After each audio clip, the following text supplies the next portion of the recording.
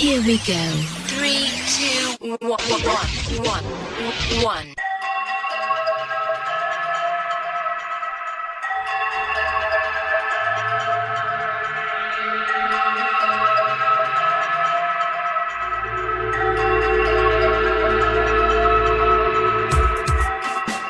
Hello, folks, and welcome to the very first edition of the Cryptid Realm. I'm very excited to get this show off and running. It's been a long time since I've been on the Paranormal UK radio network, and I am finally glad to be back home. My name is Ronald Murphy, and I am pleased to have as my co-host on this fine show, Miss Deborah Hatswell, who I am looking forward to getting along with here in the future and for many episodes to come. Deborah, how are you doing today, young lady? Oh, I'm wonderful. It's a lovely day here today in the UK. The sun is shining, and it's absolutely beautiful. Spring has arrived. It has arrived here in western Pennsylvania as well, where I'm broadcasting from, about 35 miles outside of Pittsburgh. And I'm really excited about today's show because I actually was part of a conference yesterday, a very small conference that dealt with ghosts and cryptids and such. And of course, I'm a cryptid guy, and you're a cryptid girl, and this is the Cryptid Realm. So there's no better format and no better forum than talk about these kind of things that go bump in the night. Exactly. And closing the pond, as we call it. I think it's probably one of the first shows out there where we have an American and a Brit who's presenting it at the same time, which is absolutely amazing for us Brits.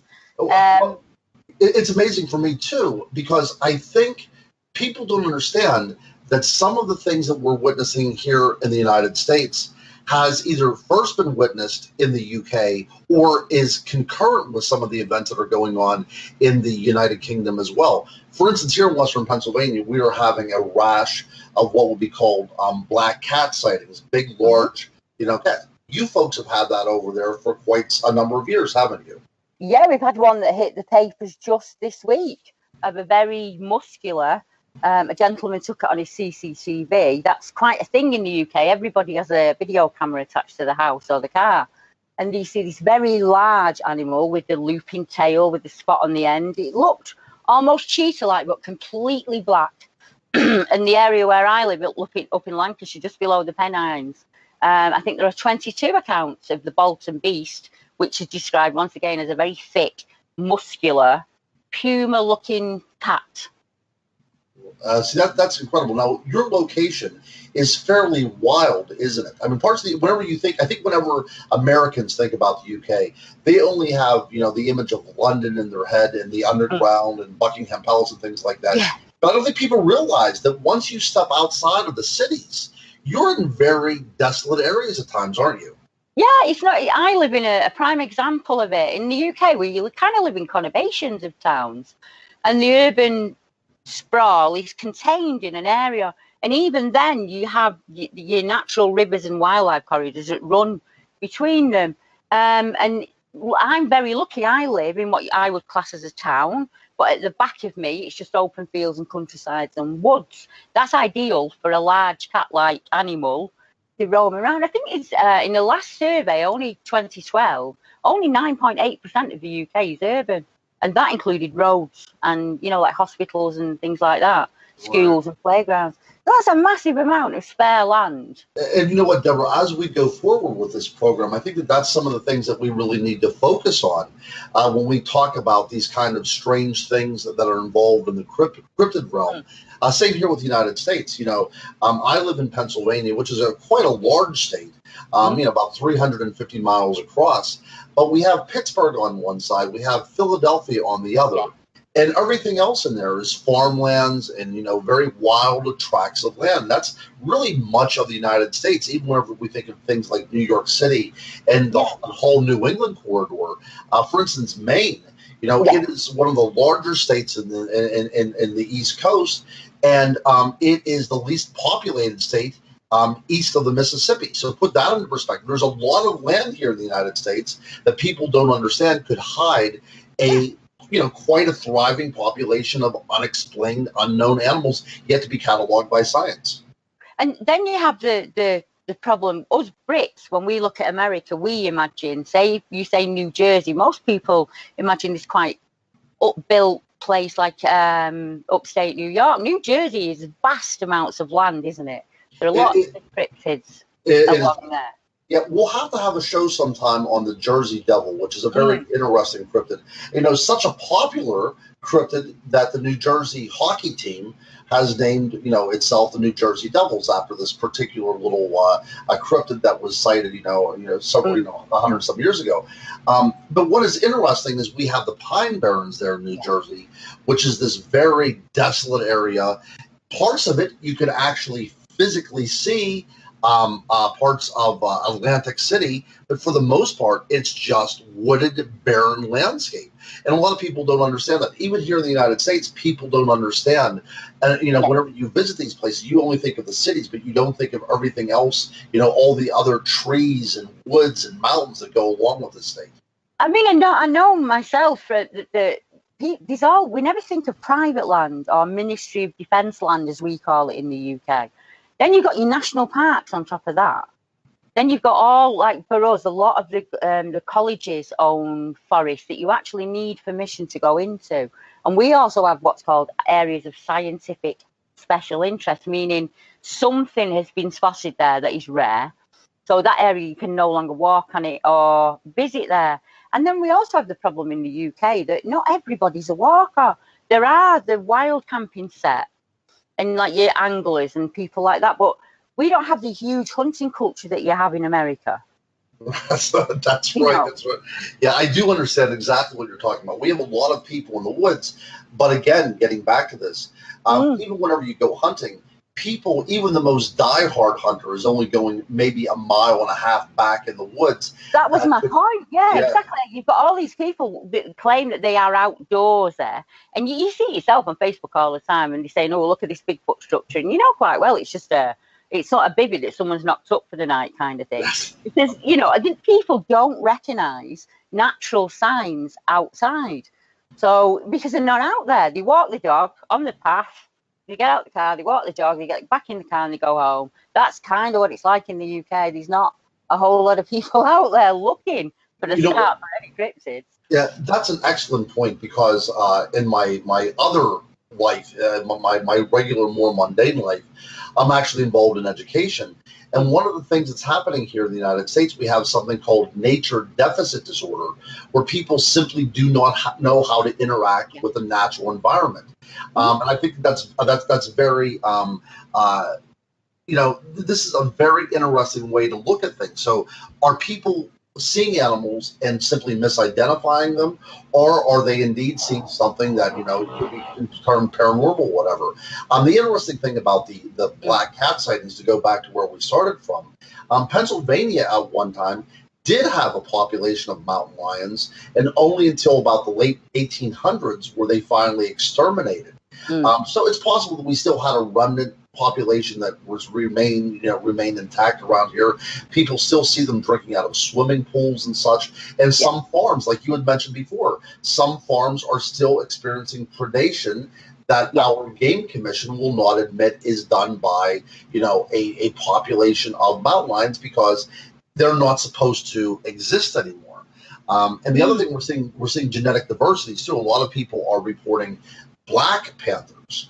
Now I spoke to several people about this. Some people are adamant that there's no way that a puma or a mountain lion can produce, melanin. There's no way that there could be a melanistic black panther. It's not part of the DNA. But I interviewed Dr. Carl Schuker just about a year ago on this very same subject, and he maintains that it's extremely rare, but yes, indeed, there is not only the possibility of panthers becoming black, but there's also photographic evidence of such as well. There are other animals that have done that. The Canadian squirrel, for example, in the UK, is not natural to us. It was brought over during one of the wars for meat and fur, and it has overtaken, it's knocked our red squirrel back into very little zones. And the grey squirrel, the prominent gene within them now is black squirrels, and it's prominent because A, they are more vicious, and B, they are actually bigger than the original Canadian squirrel. So if a normal Canadian squirrel can mutate to a black squirrel in the UK over a number of generations, it's quite possible for any animal to do that. Without a doubt. Now, let's take this to the next step. When we talk about things like a Bigfoot creature, now imagine if that creature is intelligent and self-aware. That changes the game completely. Yes, much more than us. Masters of their own environment. Yeah, it would be like hiding out in your living room. Yeah, exactly. That's what I always say to people. You're trying to make people, when they go into a place and they leave things and they say, oh, nothing's moved, and they try gifting, and I say, would you eat a pie? If you open your door today and there was a pie on the step and you had no idea where it had come from, you wouldn't eat it. You'd think, you know, what's going to be in this pie? If somebody comes in and changes things around in your living room, you would know about that instantly. And that's for them. They would hear you come in as the car door shut, and you got out and you noisily went in there. They have loads of times to back off from. I just think it makes common sense to me. A hunter from America said to me that when he went out to hunt, he wore the same outfit always, because humans carry scents that we don't realise, like coffee and petrol and gas, as you call it, and you get laundry detergents and things like that. We don't realise that we carry that smell on us.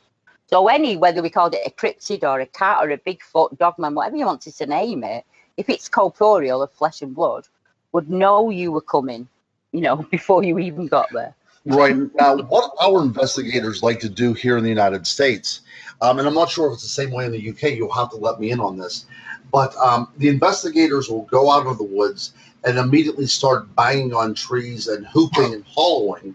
Now the way I look at this is if somebody would come into your neighborhood and just start screaming at the top. I mean, there would be an element of language involved here, some sort of proto language, at least whenever we talk about these howls and these whoops. This is a communication process going on, and what these people are trying to do is mimic some form of proto language, which is so asinine to think that you could go out into the woods and something that is used to this was going to respond to you immediately, thinking you're one of them. To me, I say in the UK, there aren't many people, I think we could count on less than 3 of them, that have actually seen a Bigfoot when they went out to see a Bigfoot. Normally, it's people out doing everyday things, driving in the car, out hiking, wild camping, that have these experiences. And it's just, you can't go looking for them. That is an absolute impossibility, isn't it? And knocking on a tree, to me, is a human alarm. That means humans are in the area. So you are kind of announcing yourself by knocking and whooping and coming across as quite aggressive in a way, as threatening. Yeah, that's an excellent point.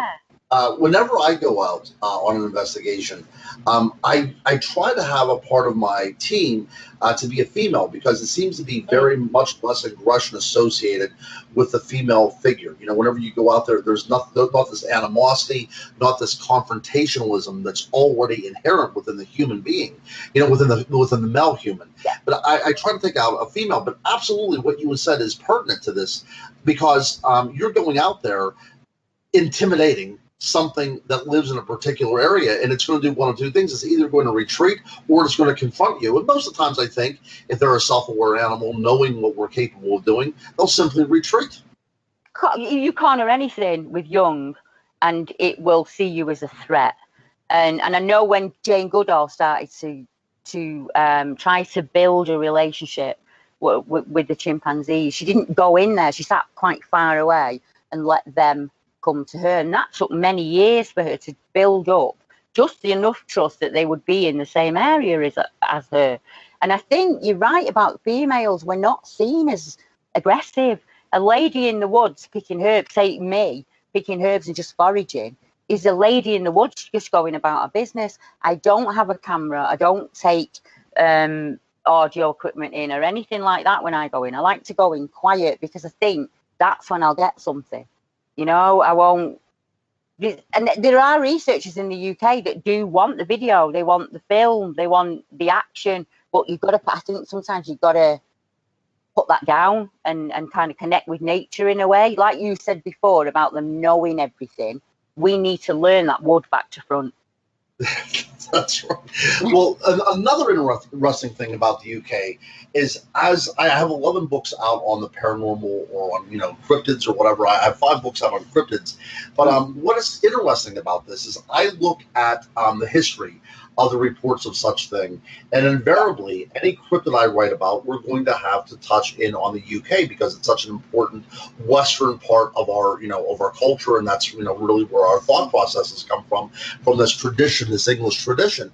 But whenever we look at the history of the UK, we are talking about here in the United States, the first possible Bigfoot sighting that was experienced by a white man, maybe in the mid 1700s. We're talking about. Now, in the UK, you have pubs over there that are 1,000 years older than that. You know what I mean? So we're talking about a lineage, unbroken lineage, of seeing things out in the woods that are bipedal, they're humanoid, and they're completely unexplained. Whenever we look, in the very ancient history, even something, well, although that's not pertaining to England particularly, but at least it was probably written there, was Beowulf. Whenever we think of the Grendel figure, that was probably Scandinavian or Norwegian or what have you. That was actually imported here from the oral tradition, but set down on paper in England at least. And you have the tradition of this creature that looks surprisingly like what we would identify as a Bigfoot here in the United States. Prowling about, Viking strongholds. And it's a very interesting thing. And it's part of our, collective unconscious. Whenever we as human beings definitely have these creatures embroidered within our DNA, whether they're corporeal, whether they're flesh and blood, what have you. They are definitely a part of who we are. And Deborah, I think that you and I's job as host of the Cryptid Realm is trying to figure out why the heck these things are there in the first place. I think any witness, regardless of what they say, will have the same questions. What is it? How did it get there? Why me? What do I do now? And where do I go to find out about it? And I had the same questions, and so do many of the witnesses in the UK, regardless of what they've seen. As far back as the Loch Ness Monster, there's a lady, I think she's passed away now, but I remember her being in her 90s, and she was a witness to the Loch Ness Monster, and she told that same story, regardless of who interviewed her. And she was very abrupt and upright. She was clearly a lady not to be messed with, and she never changed that story, and she stood by that quite rigidly. And in the UK, and at that period of time, to actually come out and say that you'd seen something like that, they just do the eye roll and send for the medical van to take you away. So, and it's still the same. But when you, like you say, with our history, once I sit people down and say to them, the Gauls in the 7th century wrote about the satyrs, which were described as men monkeys, much larger and hairier. And this is in Birmingham, which is Scotland. Now, Caledonia, it would have been called in the mid-times, but way back in the 7th century, the Gauls could not take over that area because these satyrs would steal the food, take fish from their nets. They were covered in head to toe in hair, and the only thing that scared them was fire. So they burnt all of the fields, but eventually they ran out of fields to burn, so they had to depart to the Laird of Dunfermline. And he makes note of that in his journals, that this happened. So that's the 7th century, and that's quite late. That's right. But again, we see that there is a tradition, an unbroken history of strange things going on there in the UK. If you lived in Washington State today and said that these strange man monkeys were coming down and taking your food from your fishing nets and trying to make off with your women, you would instantly think Bigfoot. Instantly. But not in the UK. It doesn't, the connection does not happen. Wow. See, that's incredible. We have the Aboriginal, though. We have the Native Americans that have a vast tradition of these kind of things, that are part of nature, protectors of nature, spirits of nature, guardians of nature, what have you. So we do have that. And that's a little bit different than what we find in the UK, isn't it? It is. People don't associate Bigfoot, Sasquatch, the Woodwoos, whatever they want to call him, the Green Man. They don't associate him as a cryptid.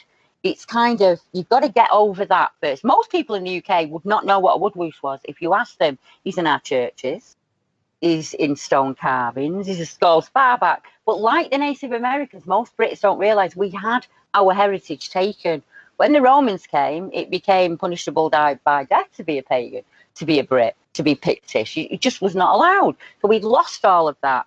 And it's only now, all these centuries later, that people want to know what it was like before the Romans came and enforced Roman rule upon us. We are still using Roman roads. We are still using Roman numerals all these centuries later. And you ask people what tribe you came from as an early Brit, and they cannot answer. I came from the Briganti tribe. My tribe came from Arthur's land, King Arthur's land, Cumbria and Wales. No, not many people would be able to tell you that.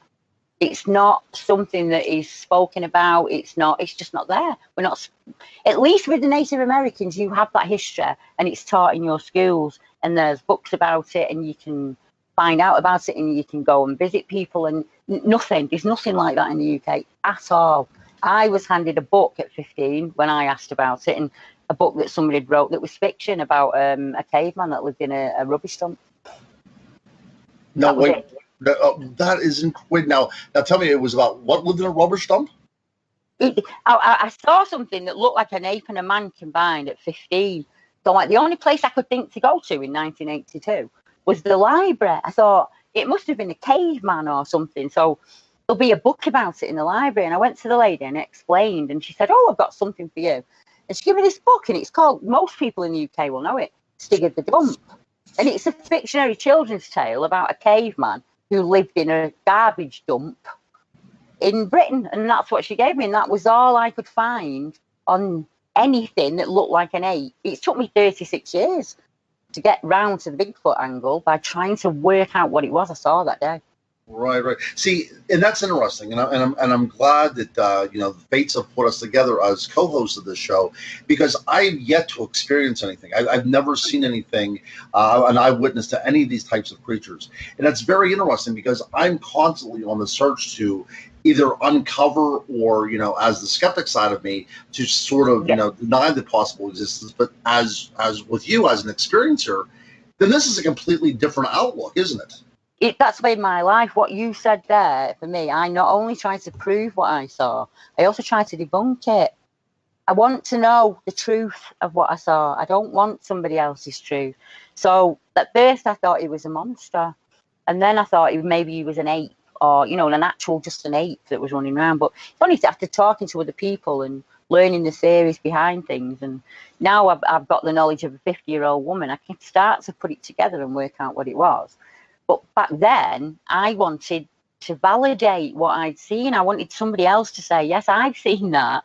Oh, thank God for that. I am not going absolutely crackers, because there was no reports of anything that I knew of until I started to look. And then I did find them. And then that was like, oh, thank goodness for that. And then so for me, people say, oh, you're a cryptozoologist. I say, no, I'm not. I'm a witness. I know what it's like to be a witness. So I just say to people, tell me what happened to you, and I will write it down and I will make a note of it, and I will put you in touch with somebody else that's been through either the same or a very similar experience. So just so you get a little bit of validation for them. Sure. Now, I know whenever I was in the UK last, I was on a particular hunt for the grey man up there in Scotland. And again, we have a great long history of that creature as well, too. And we'll have to have a show on that in the upcoming weeks. But where would you say the hotspots are right now in the UK?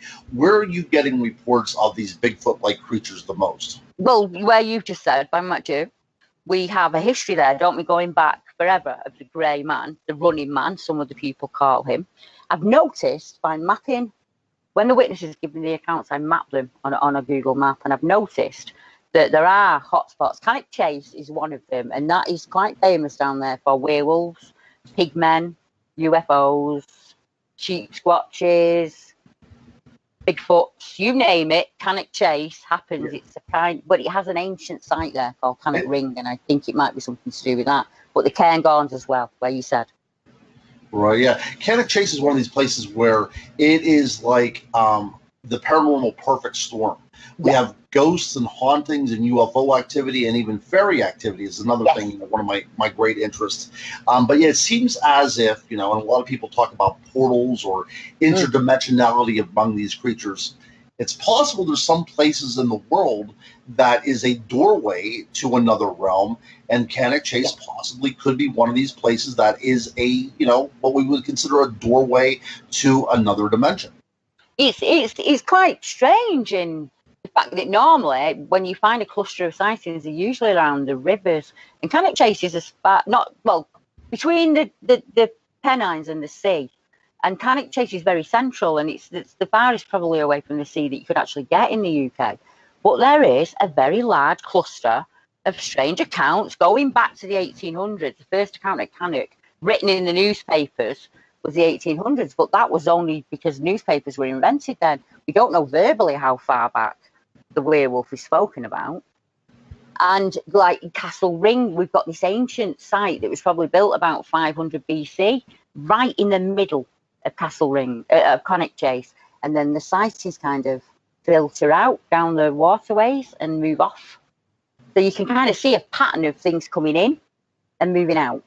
And is it an ancient site and they're using the energy there? Is it a place like Stonehenge where they meet for some reason?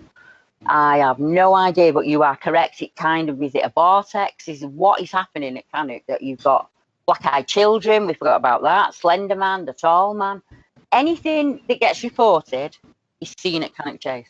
That's amazing. Now, werewolves, that's the other thing we could cover. You know, this is being our initial show. We'll kind of like touch on a lot of topics and then really dig in deeper as we move on. But werewolves is something that's become quite big over here in the United States. We have what, you know, they call dogman. Yeah. And you've heard about the term. Now, do they use the term in the UK as well? Yes, they do. And I mean, I know Pennsylvania, where you're from, there are a lot of dogman reports from that area. Yeah, absolutely. And yes, on the northeast coast of the UK, from Hull up to, I would say, around about Bolham, Newcastle area, there are a lot of werewolf reports, i.e. down on all fours, then going up onto two legs with ears and a snout and a tail of some kind. And there are lots of them at Cannock, but they are also interspersed across the UK. So people are, Snowdonia for one, a BBC reporter saw one at Snowdonia only about 3 years ago, described it as an upright dog-like creature that looked like a man, had male genitalia, and jumped over a fence to get away from her and just to move off, didn't do anything to her, there's no harm. But yes, lots and lots of werewolves, dogmen, black shucks, of course. You will know about the shucks. Yeah, church grims and hellhounds. See, the thing is, whenever we talk about werewolves, are we talking about something that is transforming from one state into another? Or are we talking about something that we simply call werewolf because it seems to be an intelligent type of animal? What I usually do when they report it to me as a werewolf, I ask them for a description, and they give me the description, and it's always the same: tall, upright, and not all the time, but sometimes I'll say, did they have a tail? No. Did it have ears on top of the head? No. Did it have paws? No, it had hands and feet. Did it have a snout? No, it had an ape-like face. Well, why did you say werewolf? Because that's the only thing I could think of it would be. Yes. I think it's just in our... So maybe some of them are misreported wildmen, maybe, I'm not sure. Maybe there are upright, canid creatures out there because people are reporting them. I know this is all foo-for-ah on YouTube and everything where it's all gone beyond it, but you cut through that and there are serious witnesses reporting upright, canid creatures and tell you the same story over and over and over again. And it's a similar description across America, across UK, across Europe. Of course, you have the origin of your loup-garou is from France, isn't it? The werewolf there at France. That's right. Yeah, brought over to Canada, then ends up in New Orleans, where it takes on a life of its own, and that Louisiana culture, which is very interesting. But werewolves have always fascinated me, and several years ago, I wrote a book called "On Dogman: Tracking the Werewolf Through History," and it seems a lot like you just said. People could call this a Bigfoot sighting, or they could call it a werewolf sighting. It's really very part of their subjective perspective. Yeah. Right? That's what it is. Yeah. In 1999, I was on an expedition with a rather elderly gentleman who claims that he had a Bigfoot sighting, and he spent the rest of his life trying to prove the veracity of these creatures so people wouldn't say that he was insane. Yeah. And he told me that he had encountered two different types of creatures out in the woods. One was the typical Bigfoot, the very herbivore, the very large creature, very robust creature. But he also said there was a more gracile creature out there, thinner, had a more pronounced muzzle, and they would hunt in packs. So what he was describing back in 1999 to me would be what we would call dogman or werewolf right now. And it's very interesting because people may have been seeing these things for many, many years, and they just were misreported. I think it's that. I think it's, what does the witness know? Not all witnesses are cryptozoologists.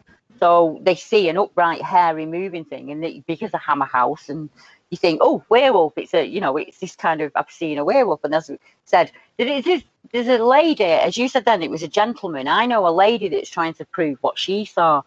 And they were coming back across the moors. So your typical, werewolf on the moors type thing. And there was 4 ladies in the front car and 4 ladies in the second car. And it's about 2:00 in the morning, so quite late. And they see an upright running creature running along the side of the motorway. And when I say motorway, we're not talking a busy area, we're talking the middle of the moors. And it's like a very steep embankment, and this thing's at the top of the embankment running.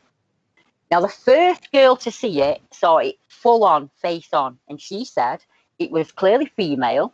It had breasts that were swinging, and it had a snout, not like a German Shepherd, more like a terrier, so more smug-nosed. But he definitely had a snout, and she described it as a female wolf-like creature.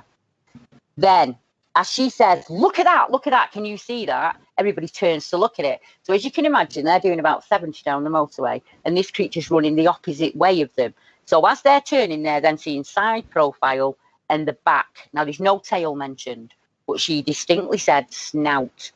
3 witnesses said it looked like an upright, hairy thing running, that they said thing, and the last lady said that was one of them Sasquatch creatures that you see on the chalet and they go on about in America. So you got 2 cars and they're all giving a different description of this same creature. Very interesting. So that to me says that unless you see exactly what that witness is seeing, we cannot jump to the conclusion, can we? And she said werewolf, 3 said thing, and 1 said a Bigfoot type creature. So that's what we're stuck with. And hopefully, Ron, by doing what me and you are doing, more people will come forward, share the story, and then people might go, well, actually, now I think I know what I've seen. I think I can put it together now in my head. Absolutely. And I think that is the purpose for these kind of shows. We provide a forum, don't we? I mean, we're all looking. There's a big question mark out there looming above us, and we're all trying to find the answer. We're not here to make fun of anybody. We're not here to, mock anybody's tales. We're actually looking for the answers to some of life's most interesting questions. And it is interesting. People want to know what's out there, don't they? They're sick of it being fed by the news and fed, little bits of things. And they want to, know about the old ways, like the fairy folk, the wee folk, the goblins and things like that. There's a real interest in that in the UK, in the Green Man and bringing all of that back. But I think there is across the world. People are interested in things that aren't just very mundane. I mean, it's like finding Bigfoot. Who would have said 15 years ago, if you'd have come up with a show where 4 people went out into the woods and knocked on trees, you'd make millions of pounds? They'd have laughed at you. It's people want to know. They want to know about ghosts. They want to know about UFOs. We have inquiring minds, don't we? We do. That's what makes us human, and that's what I said at the onset of this. The other thing that makes us human is the unexplained, because it proves that we are not capable of knowing absolutely everything out there in the universe, and that really puts us in our place. It does. It makes you realise just that you know nothing, really. For all we think, we never become experts. We think we know these things. We understand these theories. But there is always another witness or another statement that will throw that. And you think, oh, well, that's threw me for a loop. I'm not. And it leads you off down another direction. So I started out taking reports of apes, and now people will contact me and they've seen little green men, as we call them in the UK. Other people reporting bears, a wolf account came home to me this week of a guy that's howled and a wolf howled back at him, and that's absolutely. So you've got all of that. So if I'm not taking them, and nobody else is taking them, they just get lost, don't they? Really, and it's the person's story. It's there. You want to get it out there. Yeah, I'm glad you brought that up, because what happens in the United States is there are people who investigate and they fall in different camps. They fall in like the flesh and blood camp or the paranormal camp, or, even, that these things are aliens. But if they get a report that does not fit into their schema of how these things look and operate, they toss it aside. Exactly. These are not scientists. They're not compiling data. They're trying to prove what their own preconceived notion is of these creatures. And that's wrong. That's horribly wrong. That is where my passion lies. I don't know the answer. He didn't sit down with me and answer any of my questions. I saw him. I was terrified. I pushed my friend to the floor and I ran. It was a primal instinct. Who am I to tell somebody else what they saw? So because nobody can tell me what I saw. There was only me that saw him. So people have said to me, oh, you can't do that. You can't sit on the fence. Why? Why? I don't want half a jigsaw with no picture on the box. I want all the pieces. I want to know what it smells like, what it tastes like, what it feels like. And then I'll make my own mind up. Sure. And the other point that you had brought up just now was about it was a very visceral type of primordial response that you had. And I get that a lot from people as well, too. They witness something and, it brings tears to their eyes. They immediately get the flight or fight response. Yes, exactly. And so which is leading me to think, as we go further in this program, in future episodes, is whenever I talk about the collective unconscious, I think that we as human beings have evolved with these things always out there in the periphery, which is the reason why we have built-in mechanisms whenever these things are around. We have, systemic responses to these creatures. I think that is because they've been with us for millions of years. A prime example, and all nans talk about the grandchildren, and I don't mean it in a boring way, but about 10 years ago, when my little granddaughter was about 2, we had a large television in the living room, an old-fashioned television. She'd never seen a snake. She'd never experienced a snake. She was probably about 18 months old. And a snake came on the screen. And without realising, she'd never walked before, she moved across that floor so fast and went onto my husband's knee and inside his jumper. That has to be a genetic memory. For that child to react like that from one sighting of a snake, she knew to get away from it and get to the alpha, and the alpha would protect her. That's an inbuilt memory, surely. It is. And people don't talk about these kind of things, especially, and I don't understand why. I think academia is missing out completely on not talking at least about the archetypal ideas of Sasquatch, or the archetypal ideas of mermaids or fairies, or why these images are at least out there. Let's not necessarily talk about them as flesh and blood beings, but let's talk about them as at least part of our psychology and why they matter.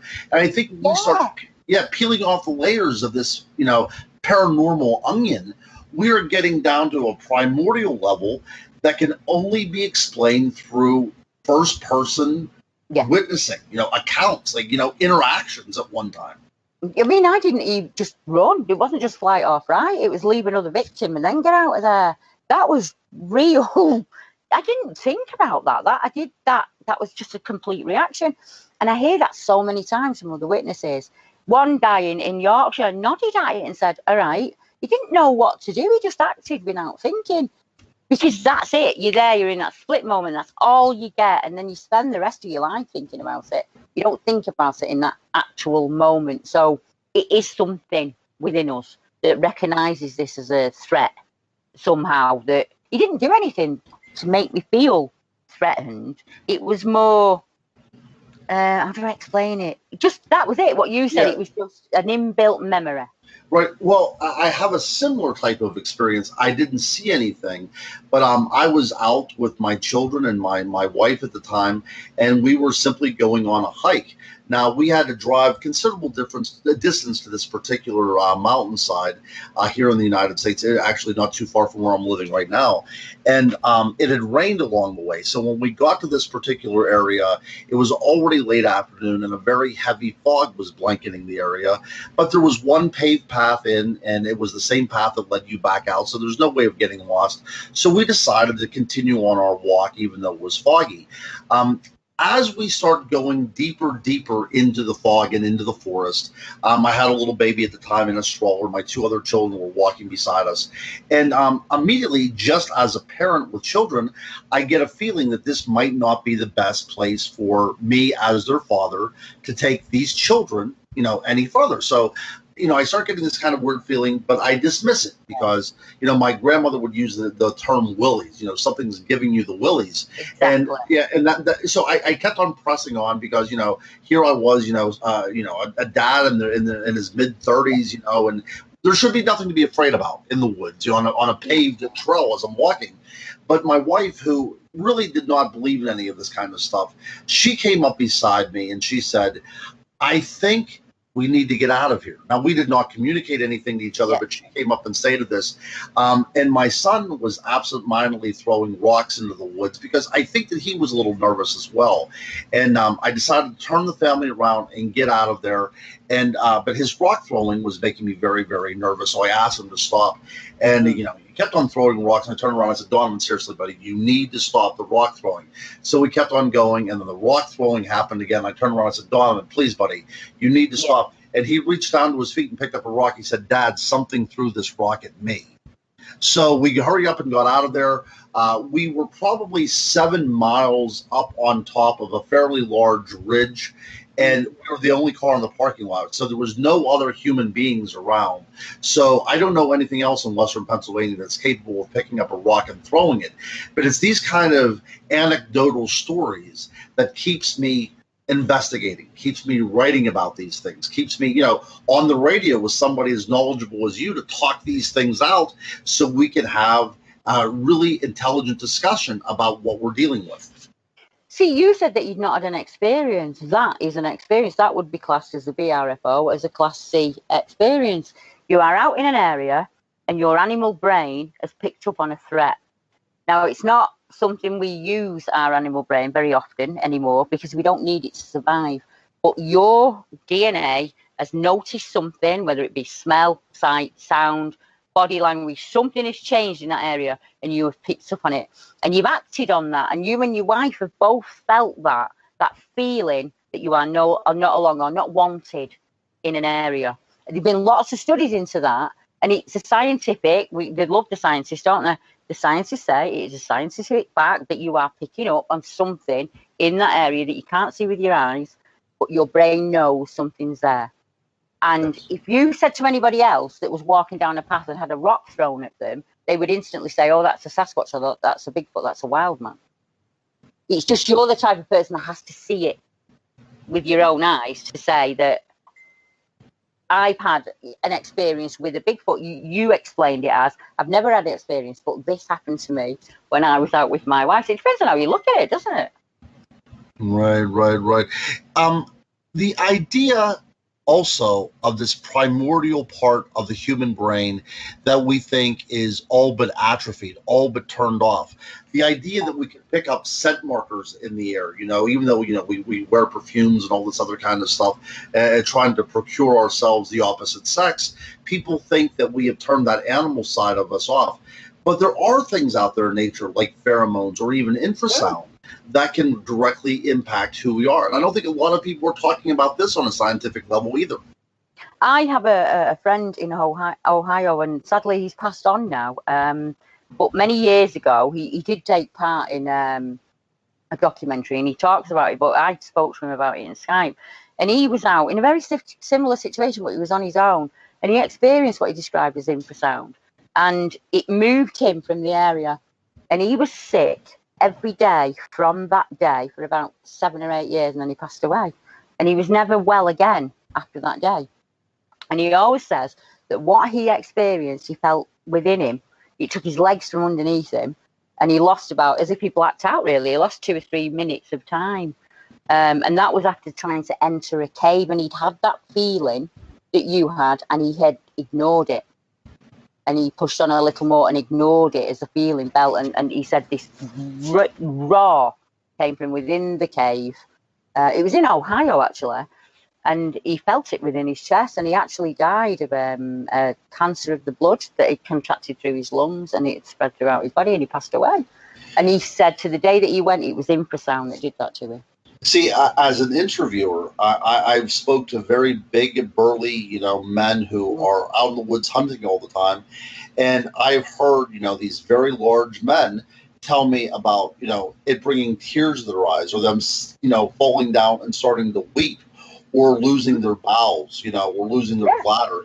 Something is affecting these people, because you usually don't share stories about this unless it really has impacted you. Something is going on out there that affected these people physically, that they need to tell somebody, because nobody else will believe them.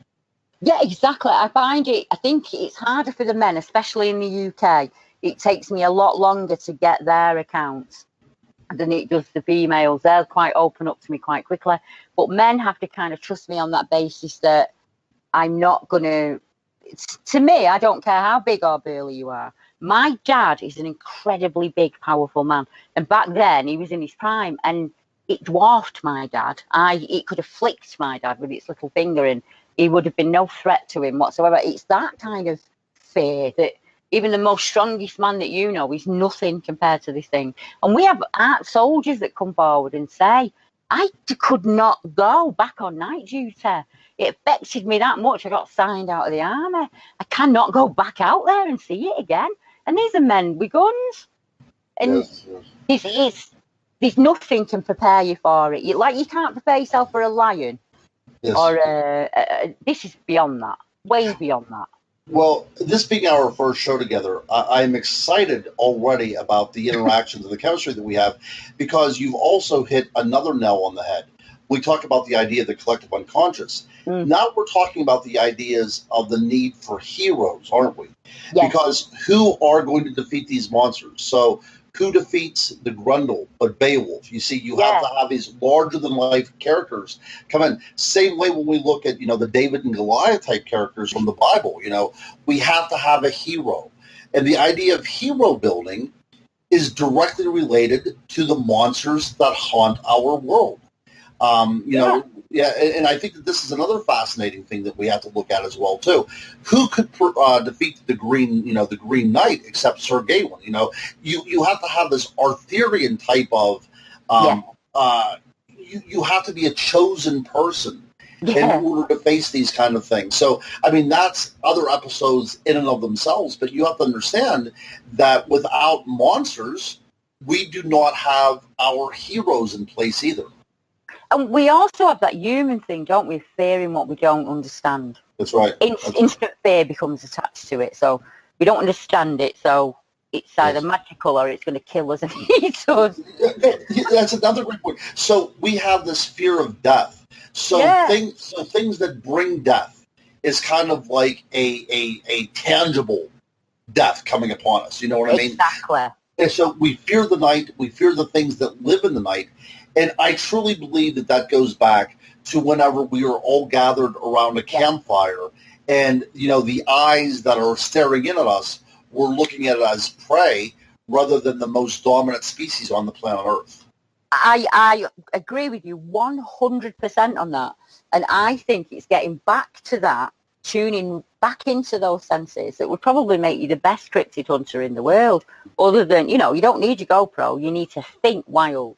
Get back to caveman days, where in the term we use in the UK is they are elusive because it's death to them.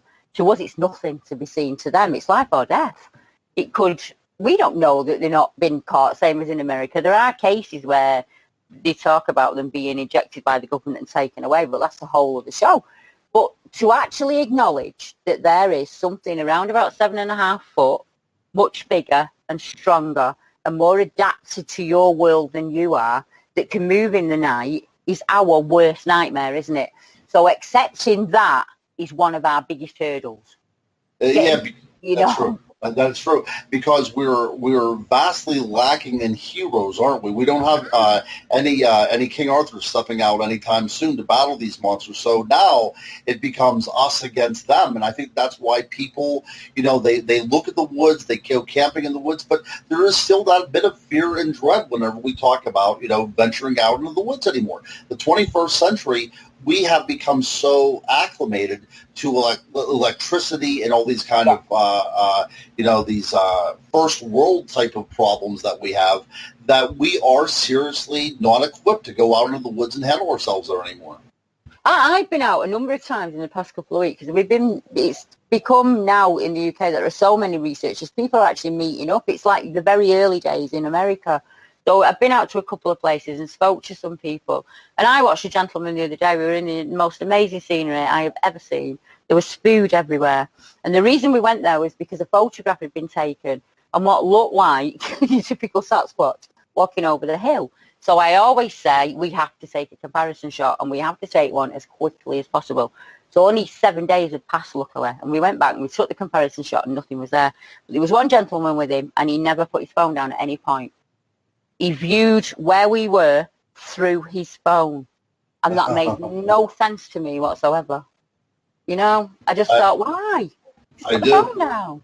I do, yeah. We're starting to see the world through electronic eyes, aren't we? We're not even seeing it with our own senses any longer. There's this old tale in the UK, and it talks of the dryads, or tree spirits. Each tree has a spirit, and us as humans have to slow down our heartbeat to connect with that tree.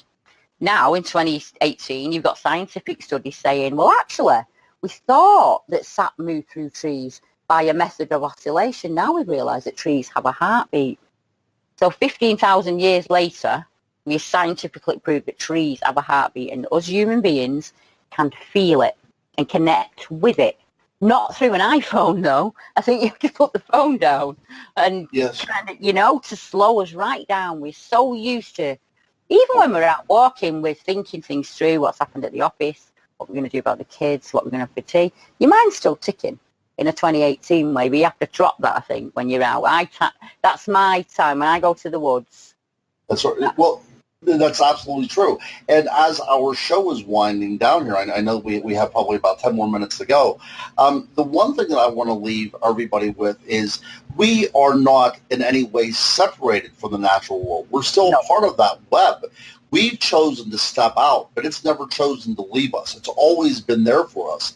Yes. And whenever we talk about things like fairies and things like Bigfoot, the reason why we need these things so much, and it really is a connection to our past that we so desperately need. And I'm not talking about a romantic notion of longing for such things.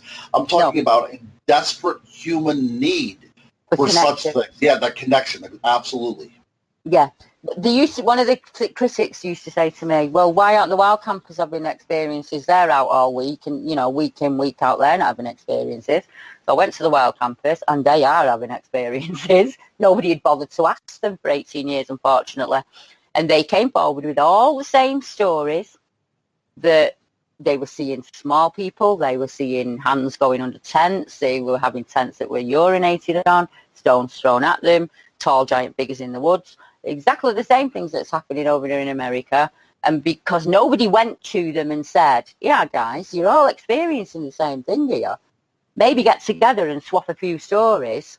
Now there's a big community growing out of that the wild campers, they want to know about history. They want to know about the Green Man. So then we get past the bipedal reports, and they feel a bit more confident. And now they're telling me about that they've seen little people. Or the shadow stealers is, for instance, a guy at Chehalis, not too far from the Cairngorms, sat there on a wonderful day between two waterfalls and sees a little dark brown, he described it as a dark brown pixie in leathery skin-made clothes with a pair of scissors cutting out his shadow. How wonderful is that? A shadow stealer. Now, that's probably not been reported in the UK for 200 years. That's incredible. Actually, I got goosebumps whenever you were relating that story, because last summer I got a report from a gentleman that was taking a hike on the Chestnut Ridge, which is I can actually see outside my window right now where I'm broadcasting from. And he said that he was coming through a glen in the woods, and there were these two creatures that were sitting there frolicking with each other. They were small, probably about the size of a child, and they were, arms and legs and everything. And he could not remember if they had clothes on. But I think it was more akin to what you had just said, that they, it looked as if it was a part of their natural makeup, But this went on for a bit until one of them did espy the guy that was watching them. And the one creature vanished into the side of a hill. Now, there was no opening there. It just vanished to the inside of the hill. Now, what was remarkable about this eyewitness account is the other creature did not run. It did not vanish. It went through an inventory of shapeshifts before it became quite a large black bird, and it took off. I mean, and if you would think about this report, if this report was given 500 years ago in the Middle Ages, this is nothing more than a fairy encounter, right? I mean, that's all that this was. He saw that. But we don't have that as part of our conception in the 21st century. But you know what, Deb? People are still seeing these things. They are. I spoke to a wonderful lady last week when we were out, and I said to her, because she has the ability to see all these things, and she's seen some very special things. And I asked her what she felt was the reason why, and she said, I refused to disbelieve in them. As a child, I knew that they were more than just these imaginary friends, that they were real to me, and I refused to disbelieve in them. And I've never doubted them, and they've always walked at the side of me. And she is convinced that we have it taken from us at around about the age of 4 or 5. We start to have that magical world that we had as children. It's taken, and to believe in that is silly. How many times do you hear that in your life? Oh, that's silly. Stop daydreaming. Stop zoning out. We don't allow children to do that anymore. It's gone. But this wonderful lady still has that childlike quality to her. Maybe it's that. I'm not sure. Yes. Well, the whole mantra of Peter Pan was, I do believe in fairies, correct? That is the only way we can get back to this type of childhood innocence. And I think that whenever we look at the art of the pre-Raphaelites and we look at the industrialization of England, it becomes a very romantic notion because these things are no longer part of the life anymore. The agricultural life is over. We now live not by the movement of the sun, but by the movement of a clock that simply tracks our hours as we work ourselves to death in mills and such. That is who we've become. And I think that it is necessary for us as the human race to take a step back and find out that we were not put on this earth. We were not part of creation to work, as a slave for money. But we really are a part of this natural web of being that we have simply chosen to step out of. I think when people realise that it's only been for a drop in time, though, if you think we've had all these centuries where it has been there for us, it's probably only been 300-400 years where it hasn't. It's stopped for us. And the last 200 years intensely so. If we can make a shift and change that, it would be quite easy for us to connect back into that. And people want to, don't they, as we've just been talking about it. There are other realms out there, and people are starting to realise that. And not only that, talk about it and share their stories of realms that they've had privilege to have either a peep at or a lifetime's experience with. You know what, Deb, I am so happy to have you on this program because with us being out of time, that is the perfect way to end this segment. And what we are going to do within the cryptid realm is give people the forum in which to interact regarding all these kind of strange little beasties out there. And I'm looking forward to this incredible journey that you and I are going to take together. People meet for a reason, they say, don't they, Ron? That's an old English. They absolutely meet for a reason, and I think that the fates and the universe has brought us together, and hopefully, we have listeners out there that are as passionate about this as you and I are. I'm looking forward to a very delightful future with you, my dear. Oh, well, that's it. On to the next show, and then we'll bring you some more On to the next one. You know, the first edition of Crypto Realm is in the can. And until next week, I guess it's best that we sign off now. Oh, well, to all of the listeners out there, whether you're in the UK or across the pond or Russia or anywhere else that you are picking us up from, if you have a strange story or a story that's personal to you, just reach out to me or Ron or through Paranormal Network UK, or find me at debbiehatswell.com, debbiehatswell@gmail.com. Where can they find you, Ron? You can look me up on Facebook, Ronald L. Murphy Jr. or Ronald Murphy. I have an artist or a author page and a regular page. I have no problem communicating with anybody. And you can also reach me on the good old-fashioned email, Ronald L. Murphy Jr. at yahoo.com, Ronald L. Murphy Jr. At yahoo.com. And don't forget the L between the Ronald and the Murphy, because it will kick you out. It was a complete delight, Deborah, to have you inside the Cryptid Realm, and I cannot wait to our next adventure here. Me too. Thank you very much, Ron, and everybody out there. Good night. Good night.